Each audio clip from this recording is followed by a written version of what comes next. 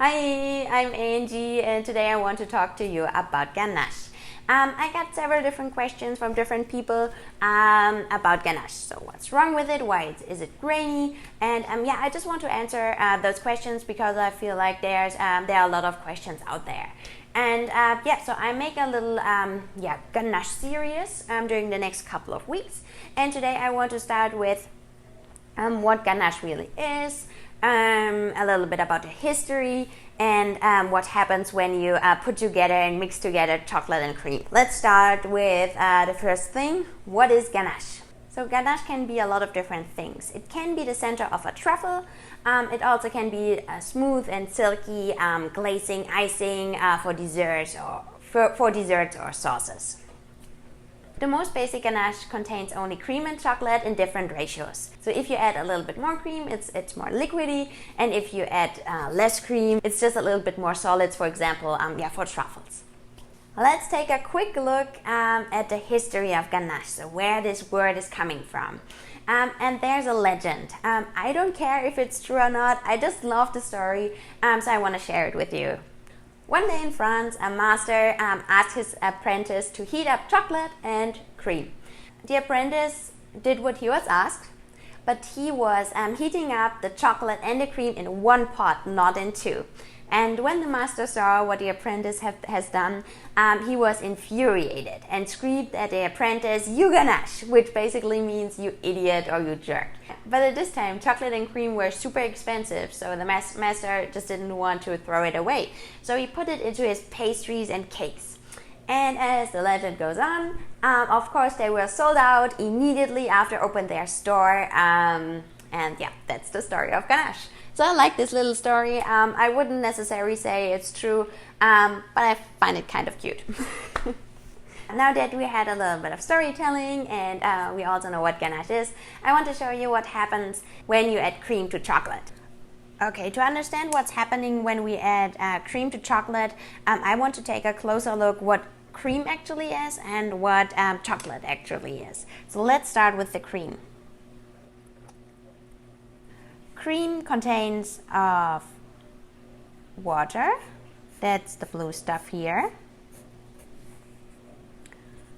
that's water, and fat. And those fat drops are stable in the cream because they're emulsified. So what does that mean? We have a little helper here, and that's the casein.